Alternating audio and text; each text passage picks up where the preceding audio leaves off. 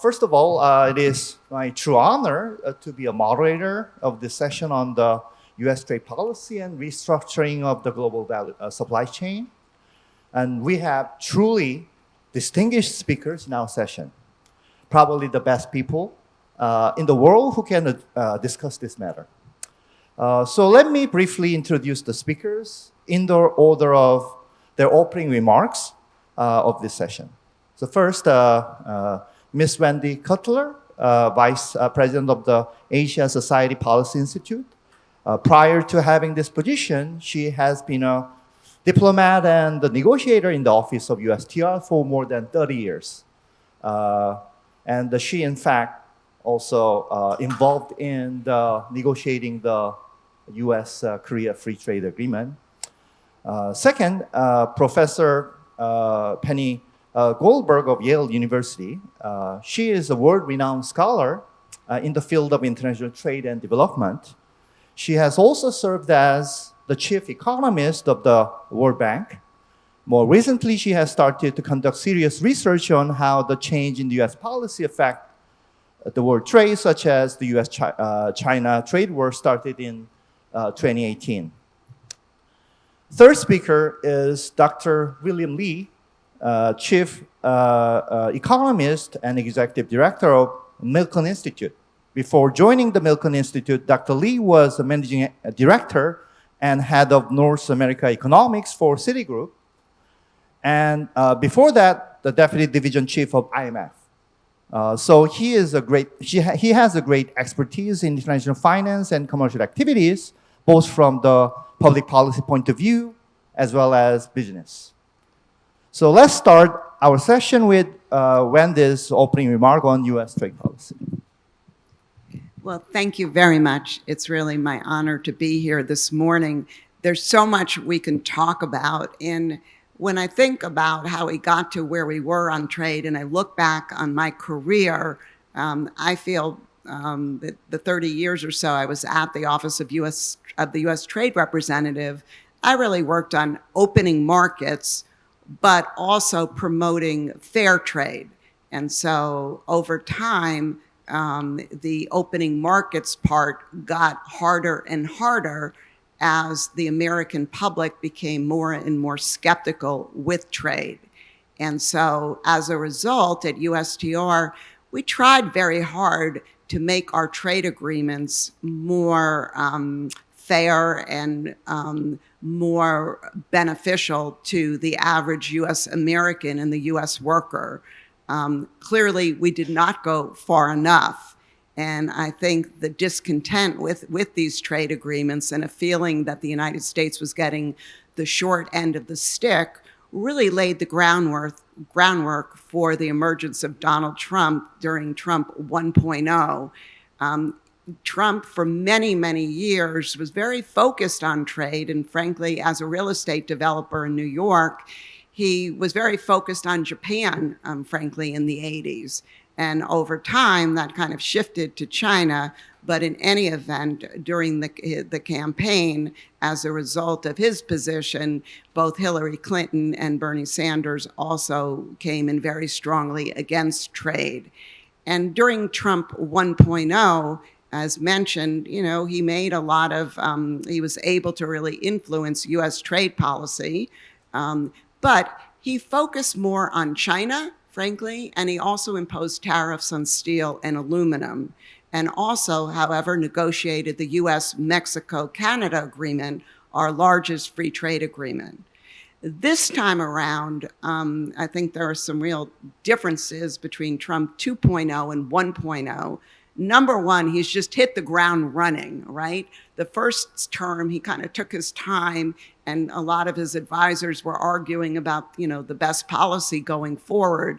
But this time around, he really knew what he wanted to accomplish, frankly, and I think he's done it with warp speed. And I think to the surprise of many, we're only 7 months into his administration. For many in the United States, it feels like years at this point. But he has really, let's just say, wreaked havoc on the global trading system as we know it.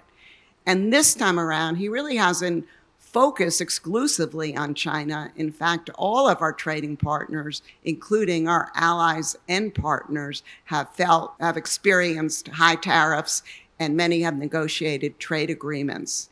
What I wanted also just to stress is that in the mind of Trump, he's remaking the world economic order from one that was based on the U.S. being the leader and working with others to open markets and set global standards and norms.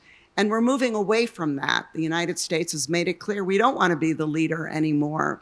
We want to do what's right for us. And if that means upsetting other countries, so be it. Because the feeling is that the current trading system benefited everyone else and not the United States. And frankly, the U.S. Trade Representative, Jameson Greer, if you haven't read it, wrote a piece in the New York Times a couple of months ago entitled, We've remade the global world order. And in that piece, he makes the argument for why the current global order is not in the U.S. interest. And I think he makes some excellent points. Where I disagree with him is that I don't see the Trump administration rebuilding a new global order. And he argues that we have, and it's one really based on U.S. interest, from the U.S. perspective and what works for the United States. And I think now as we look forward into what the global order could look like, there are many competing views on this. While some of our trading partners are also not completely happy with the global trading system, I don't see them walking away from the system as the United States has. In fact, we are seeing many countries out there negotiating between themselves either new free trade agreements, updating free trade agreements, working on sectoral agreements, working on economic security agreements. And I think we're going to see more and more of that going forward. And unfortunately, if the United States is not part of that, we will be excluded, and the benefits, we won't be able to derive the benefits from that system. So maybe with that, I'll stop and turn to others then. Okay. Now, thanks for your sharing your perspective on where we are in terms of U.S. trade policy and potentially where we will head in the future. So now, the next we'll hear the view from Penny Goldberg about the U.S. trade policy and how that may actually have changed, like a global supply chain, I guess. Thank you very much for the opportunity to speak today here. The topic of our session is hotly debated across the world, and one can talk about it forever, so I will try to keep my remarks brief. I will focus mostly on what we expect the effects to be on other countries, smaller countries like Korea, and then I hope we'll have room to take questions and have a discussion. So first, let me follow up on some of the comments that Wendy made to stress how this round of trade tensions is very different from the previous one. So Trump 2.0 is very different from Trump 1.0. In the previous round, as it turned out, many countries fared well in the aftermath of the trade war. So despite the fact that tariffs were imposed, and these tariffs in the US were high relative to what had been practiced in the past, research showed that actually many countries benefited from these tariffs in terms of their exports. And actually Korea was one of the countries that benefited.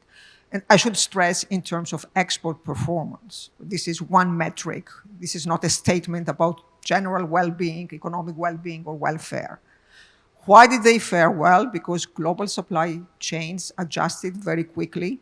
Many countries managed to adjust their operations so that they could bypass China, go through other countries. What we found in our research is that their exports increased not only to the US, but also to the rest of the world. And this speaks to the adaptability of the world trade system. I should also emphasize that all these countries were countries that were already integrated in the global supply chain system. So when this round of tariffs announced, one possible reaction was it was going to be like last time, and countries would manage to navigate this new environment, which represents a very stark departure to what we had in the past. So I would like to argue that this is unlikely for a number of reasons.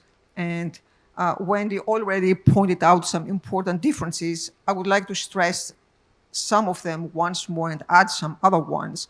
The first is that these tariffs are substantially larger, or at least the tariffs that were announced are substantially larger than the tariffs of the previous round. So in the previous round, we talked about tariffs of the order of 15 to 20%. In this round, we talked about tariffs of 60%. Second, the first round of tariffs targeted China alone. This round of tariffs targeted every country in the world, including very close US allies like Canada or Korea, including Mexico, including countries with which the United States has very close relationships. And in fact, as it turns out, if you were very closely aligned to the US, you were hit harder than countries that had more distance to the US.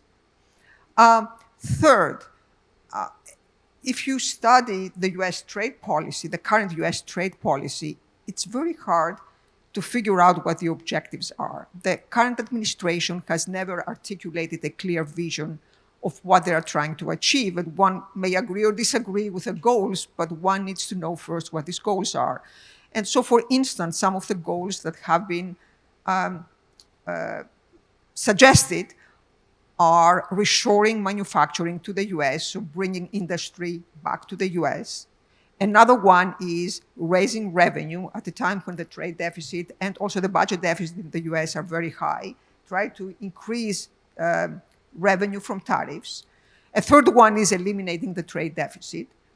And finally, another one is disciplining other countries. So we saw that, for example, in the case of Brazil or in the case of India, when the US government is trying to achieve a particular objective. And the problem with this is that some of these objectives tend to be in conflict with each other. So at the same time, the US is trying to keep prices relatively low in order not to hurt US consumers.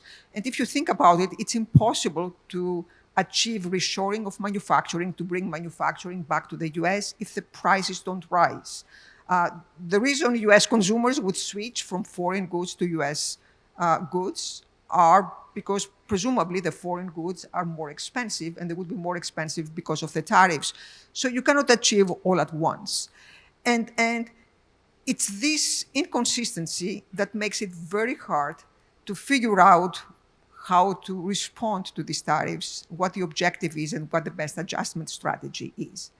And finally, last but not least, another feature of this round of trade policy is that the tariffs that have been announced on April 2nd, on Liberation Day, were not the final tariffs. So many parts of the Trump administration made it very clear that this is just the start in the negotiation process. And in fact, we've seen constant negotiation, bilateral agreements.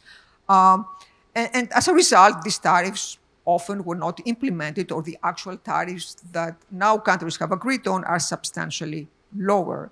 So on one hand, one may say this is a good development because the initial tariffs were not implemented. On the other hand, it makes very clear that we're in a constant negotiation, that you cannot take anything as given, that everything is going to be renegotiated. And this speaks to a general change we see in recent US trade policy. We have transitioned from a rules-based system to a power-based system. And so the US is currently exercising its power. That leaves smaller countries at the mercy of the US interests. All this would be fine if we had, again, a very clear view of what the US interests are, because then smaller countries could find a way to adjust. But the problem is we don't even have at this point a clearly articulated vision of what the US is trying to achieve.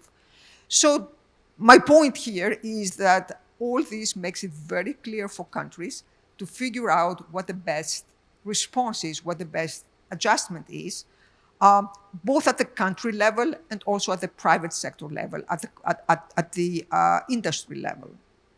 And so that's another layer of uncertainty because we don't even know what the proper response is going to be. So as a result, most countries have been doing, including Korea, is trying to be pragmatic, play it by ear, avoid escalation, try to go along with the US. And that seems a very reasonable response in the short run. It doesn't tell us much about what is going to happen in the long run. In my opinion, the rational strategy in the long run is to try to gradually decouple from the US, reduce dependency. As I said earlier, one lesson from what was announced on April 2nd was if you were very closely tied to the US, you are actually hit harder. From the US point of view, and I'm a US citizen, this is a huge loss. It's not clear why the country wants to do that. Right now, the US has enormous power and enormous leverage precisely because it was engaged with other countries so closely in the past. By cutting ties, you may put America first, but at the same time, you are reducing your power in the long run and your leverage in the long run. So it's not clear why this is a good strategy for the US. For this reason, it's also not clear that this strategy is going to stay in place forever. It could be that this strategy is going to change when the president changes. But once again, my conclusion is, and I will stop here, that we live at a time of extreme uncertainty, what many call Knightian uncertainty, in the sense that we have no idea what is likely to happen in the next few years. And that makes the effects of these changes hard to predict, but it's very hard to be optimistic about the future. So I will stop here. Thanks, Penny. I really appreciate your view that it's really hard to rationalize a current U.S. trade policy, and a lot of uncertainties really makes a lot of countries, private, like government and the private sectors, to be having a very hard time. And she also suggested a country like a small open economy like Korea might want to, if this kind of uncertainty continues, might want to disengage, engage less with the U.S. economy to reduce these uncertainties, and then might happen. But anyway, so we will actually continue for our third speaker. Bill, can you share your views Jay. about this issue? Yeah. Thank you very much, Jay. I'd like to give a slightly different perspective on what you just heard. What you just heard was actually a fantastic and classic rendition of why every economist you talk to practically will say, tariffs are terrible. They distort production, they raise prices for consumers, they tax consumers, they shut down the gains from trade across borders, right? And so you gotta ask, why did President Trump get elected on a tariff policy? If he's gonna put all these tariffs in place and do all these terrible things, why was he elected? Well, he wasn't elected for tariff policy. He was elected because he promised to make America great. And how is he gonna do that? He's gonna shrink the size of government to free up resources for the private sector. He's gonna lower taxes, and he's gonna put away and get rid of a lot of regulations. And he's asked the world in his very first speech at Davos, US is open for business. Come invest, bring your capital to the United States, invest here, create jobs here. I'll give you more resources with smaller government, lower taxes, fewer regulation. And if you partner with us and produce here, I'm going to protect you from unfair competition from the rest of the world by putting a tariff barrier around you. That's where tariffs came in. It was a sideshow to the investment program that he promised Americans. And he promised the world, come partner with us, and you have the benefits of all these things and protection with tariffs. But if you choose to compete with us, and in order to gain entry to our marketplace, you're going to have to pay a price of admission. And that price of admission would be the tariff. And I'm going to charge each of you differently depending upon how you open up your markets to us. That, I think, is the context of the tariff policy. So you're right. I used to teach international economics, not as well as Penny, but when I was at Columbia, the first thing you talk about tariffs is it's a terrible thing. And so when doctors, a metaphor would be doctors examine you and find that you have atrial fibrillation, irregular heartbeat. You know what medicine is prescribed to you? Coumadin. You know what Coumadin is? It's called rat poison, right? It thins the blood and kills you if you have too much of it. Tariffs are like Coumadin, right? They could kill you, but in the right hands and the right amount and with an overall package of therapy, it can make you better off. So that's the perspective. And so what about the reduction in gain in the trade that occurs between countries?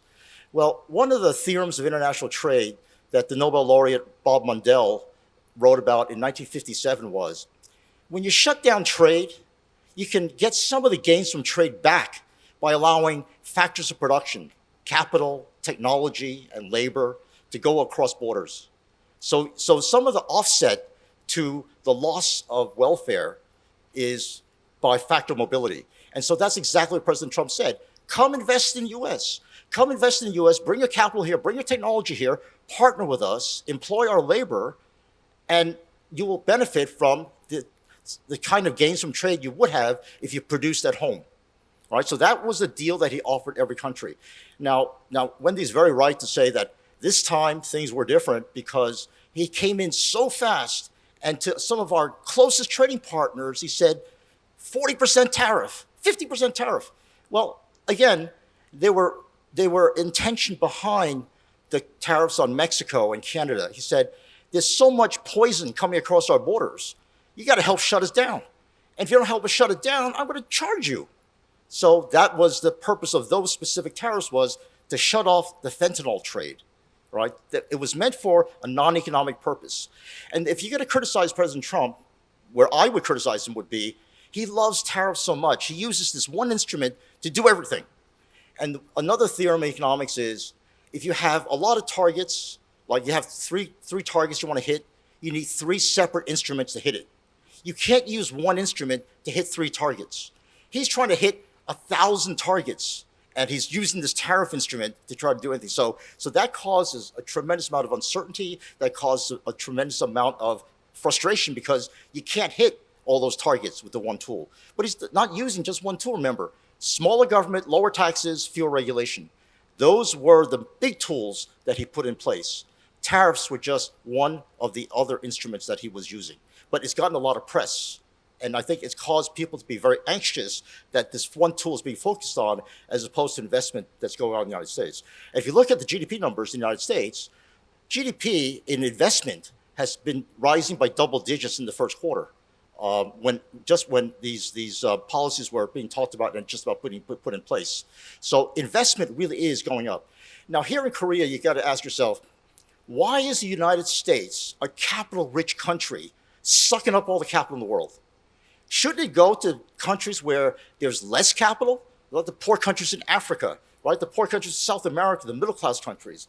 That's where capital will do most good.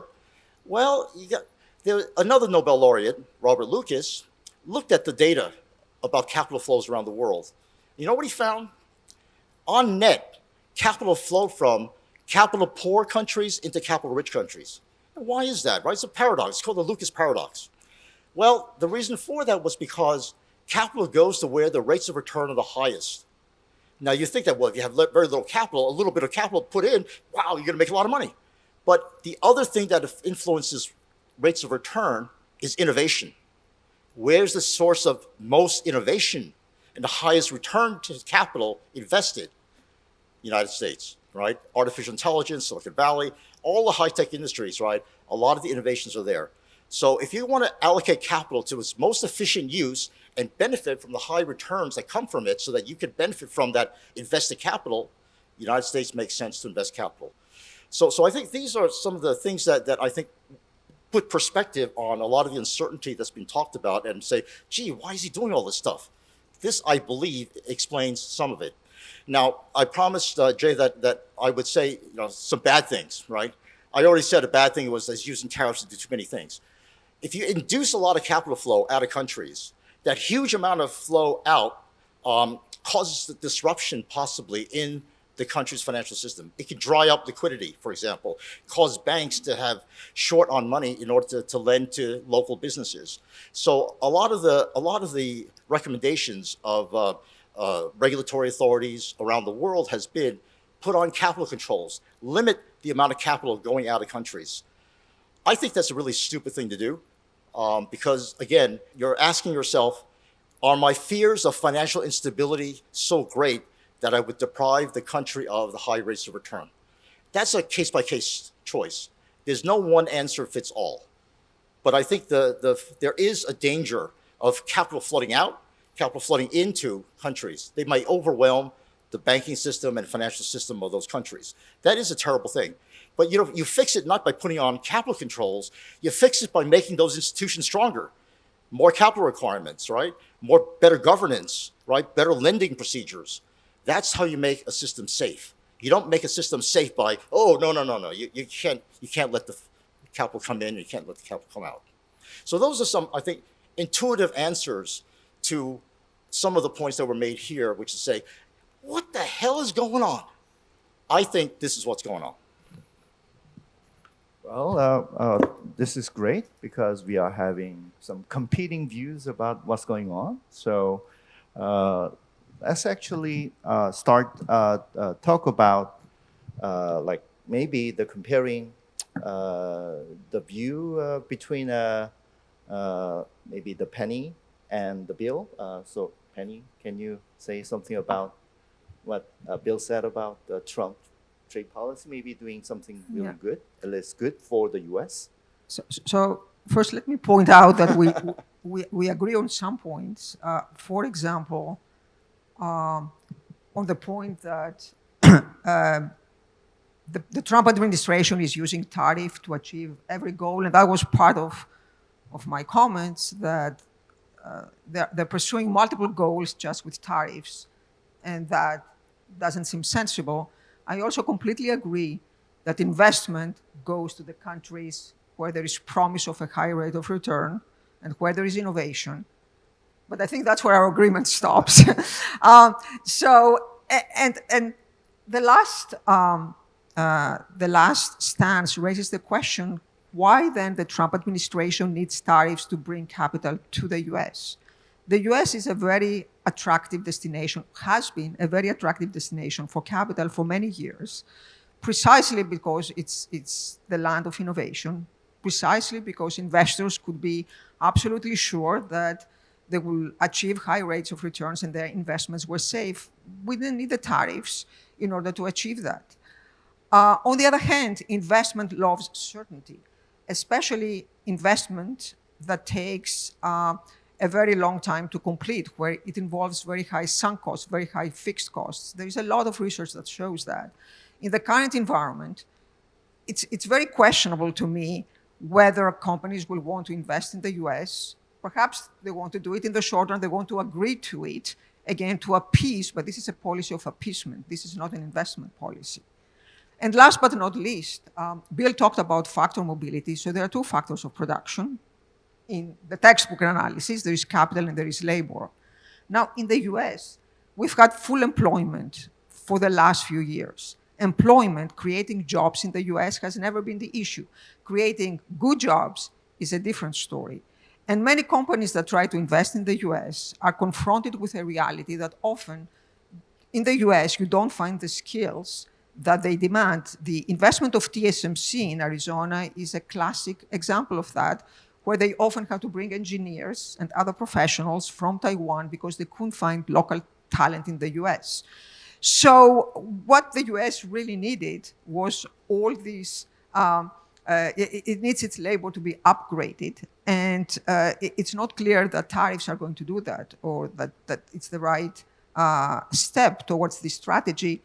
At the same time, I'm not sure if that's the right time to bring this up, but I'm sure it's on everyone's mind. You see at what happened in the Georgia plant of Hyundai in the last few days. This does not induce other countries to invest in the US.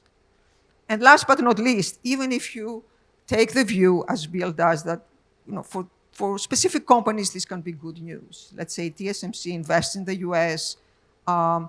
it may still maintain its top position in the semiconductor sector, and other companies may follow suit and they may do well.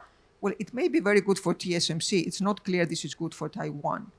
And that applies also to other companies. The companies may do well. It's not clear that the countries where these companies used to be based on are going to do well.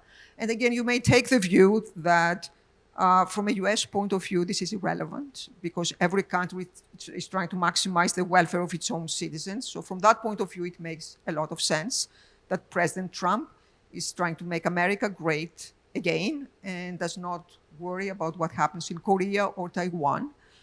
And there I would counter that despite what is currently said in the media, the US has benefited tremendously since World War II through the way it engaged with its allies and through its partners. This favorite say of economists, trade, and I would say economic welfare are not zero-sum games. Everyone benefited.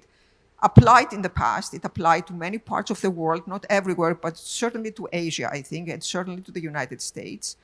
And this strategy of bringing down the current system, Wendy mentioned some of the reasons for that. Not everyone benefited, but I would claim that the people who lost tended to be within countries, not across countries.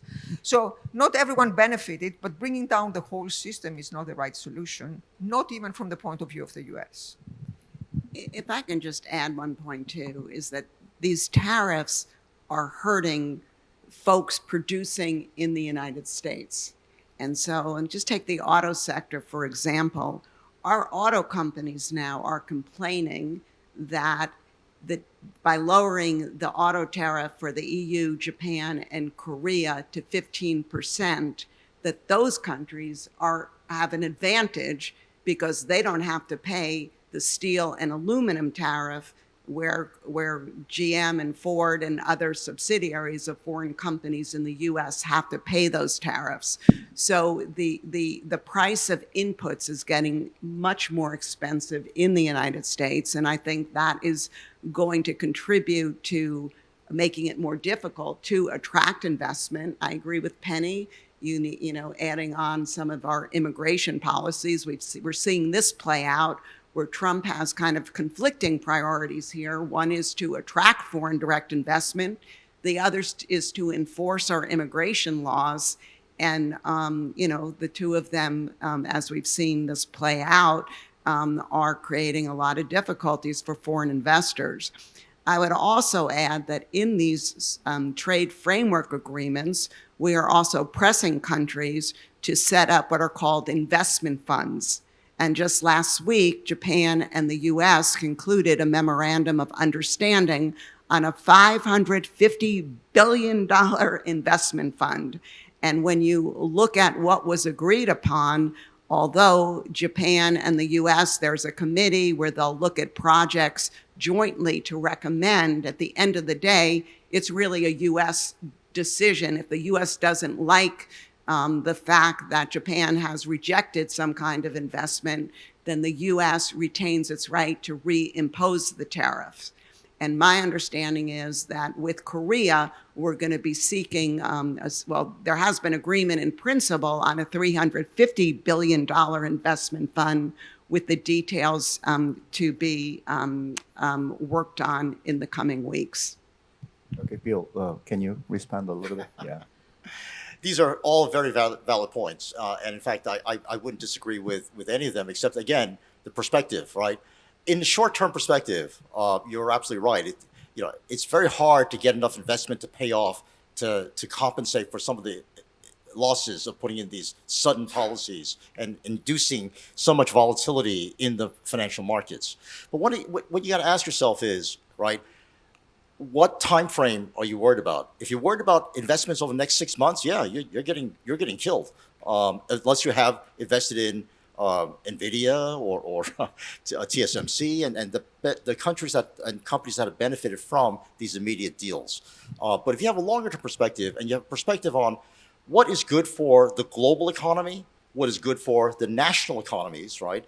Then I think you have to admit that a better reallocation of resources like capital a better realignment of supply chains, because don't forget, COVID taught us how vulnerable we are to one set of supply chains for everything, right? Having multiple supply chains, safety, soundness, and security are objectives that are very, very important. And you can only have that with multiple supply chains. The new world order that is being put in place is, in fact, a lot of bilateral deals, a lot of regional deals, a lot of sectoral deals, a lot of company-specific deals. A very messy set of rules, right? You say there's no more rules-based system. Well, there are different rules. And they're much more of a individually negotiated set of deals. It will be very messy. And you have instances where TSMC brings in engineers and they're fine. Hyundai brings in foreign workers to work on their Georgia plant, and suddenly they're rounded up and kicked out because, again, one company did the due diligence and their lawyers said, oh, you need this kind of visa in order to work here. The other company didn't. Again, it has to do with the amount of due diligence you put in place, the amount of work that you have to do to make these investments work. It's going to take some time, yes. It'll be costly in the interim, yes. But overall, are we going to be better off with a safer, more robust world trading system where you have multiple supply chains?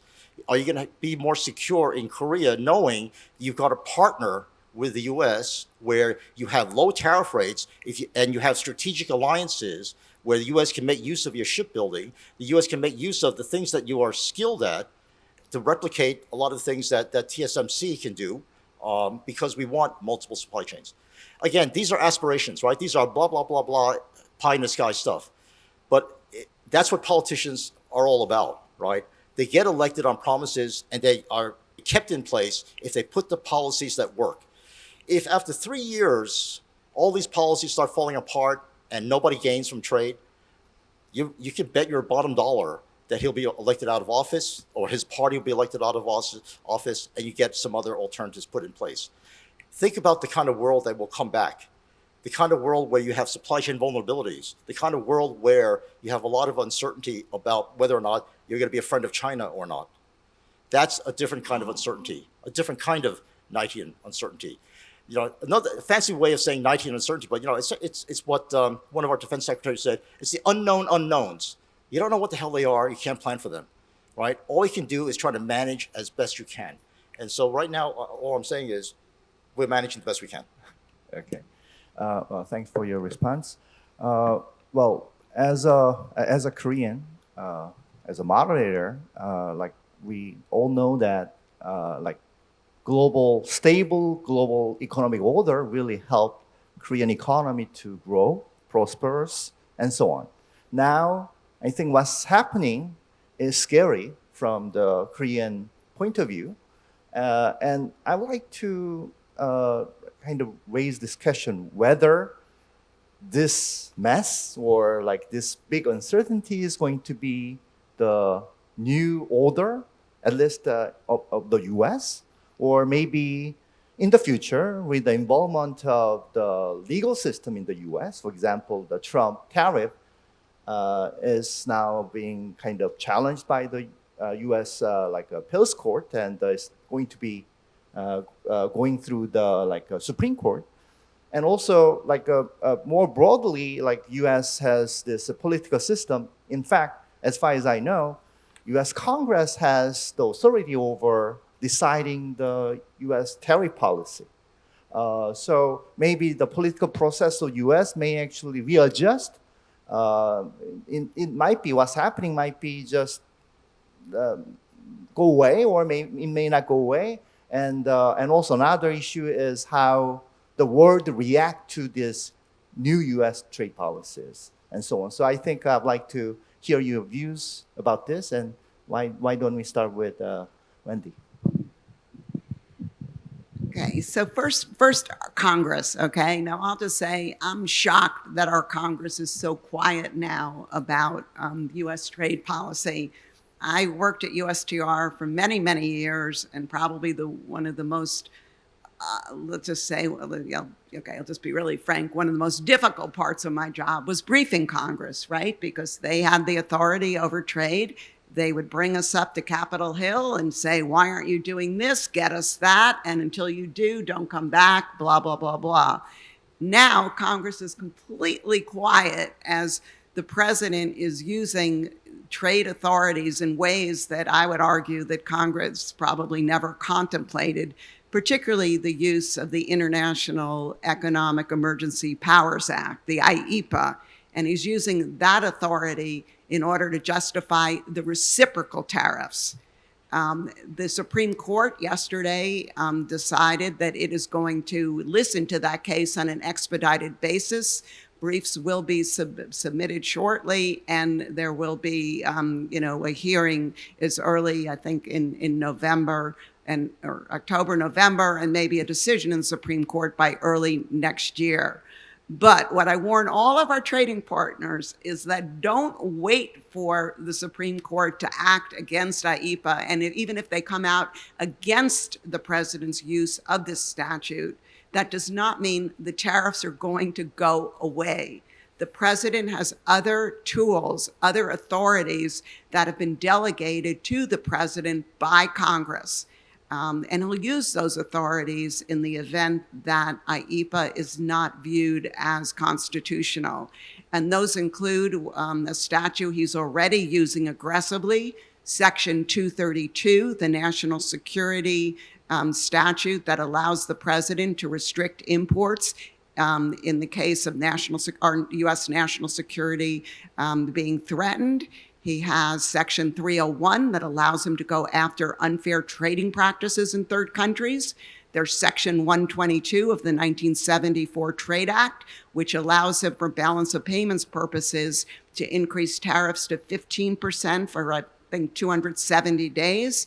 And there's also another provision that all the lawyers are trying to figure out, Section 338, which was never used before. And so, again, I think the administration has a plan B. In terms of Congress, I personally believe that as we get closer to the U.S. midterm congressional elections, which will be held a year from November, Congress is going to become more active and maybe more critical of this tariff policy. And why do I say that?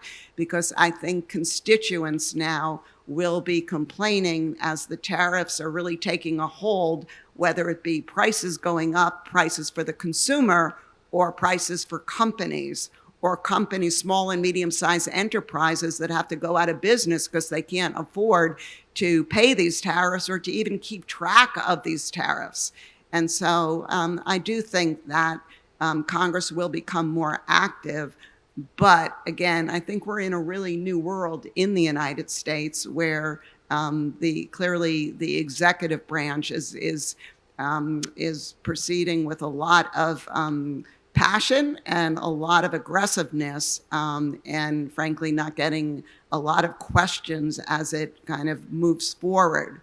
But I just want to get back to the initial point I made, and that is that there is this growing feeling in the United States that the world order, the world trade order as we knew it, based on the WTO, an order that allowed countries like Korea to flourish, over time have worked against U.S. interest. And the U.S. has kind of been paying the bill for other countries to flourish and compete against the United States on unfair terms. And, that's just it's not an isolated view in the United States. I think more and more that is kind of an accepted view. Where the differences lie is how do you address that through policies, and how do you treat other countries in order to try and adjust what we perceive as an unfair situation. Thanks a lot. Penny, do you have anything to add for this longer term perspectives on? First, I want to completely agree with the last point Wendy made, that there is a general view in the U.S. that the U.S. has been victimized. And to be fair, this is not unique to the current administration. This has started much earlier, and therefore it's not going to go away. Also, I think there are going to be budgetary reasons that the tariffs are not going to go away. Perhaps the tariffs as practiced now, as announced now, are going to change. But the big, beautiful bill is going to is projecting a huge trade deficit, and whoever comes after the current administration will feel under pressure to keep the tariffs in place to maintain the revenue that comes from abroad. So I think the tariffs are not going to go away anytime soon. So we are at a turning point. And, in partial agreement with Bill, I would say that would be okay as long as we had some clear sense of where we are heading to. And that was the big advantage of the rules-based system, that no matter what the rules were, and some countries have argued that the rules were biased against them. They were biased against small developing countries. But no matter what the rules were, we knew them, and countries could figure out a way around them. The problem right now is we don't know the rules, even at the bilateral level. They are constantly renegotiated. And the uncertainty that this creates is going to have very important implications for the long run. A quick one, really quick. I know we want some questions, but the rule is, right, you partner with the U.S., you get lower tariffs. You partner with the U.S., you invest in the U.S., you get benefits of low taxes. And the rule-based system that we're trying to get rid of is the one that allows China, the most advanced economy in the world outside of the U.S., to trade like an emerging market. Now tell me that that's fair. Okay, well, thanks. We are, I think, getting some really important insight from our discussion. Like, even though there are many issues related to the current U.S. trade policies, there are strong background behind it, and like a tariff that we are seeing probably not going to go away. It's not going to go back to the world trading system that we used to know. So what will happen? I guess we don't know yet. So, but I think Korea is part of the country that can potentially try to build a new system if it is possible. But anyway, let me actually ask a question, maybe given the time constraint, maybe one from the audience. You said that the U.S. has many goals with this new rejigging of the world trade order. One is the deficit, trade deficit. And I'm an economist, and we have a little dirty secret called national income identity. And we see a great fiscal deficit as a result of this big, beautiful bill over the years, next several years. And I don't see the trade deficit going away despite all this tariff and negotiation. And what would they do? I mean, is Trump administration really serious about eliminating the trade deficit when the economics says otherwise? Some bandied about after the Liberation Day declaration. Some people talked about Mar-a-Lago Accord, a product of Stephen Myron, who is the CA chair in White House. And would any exchange rate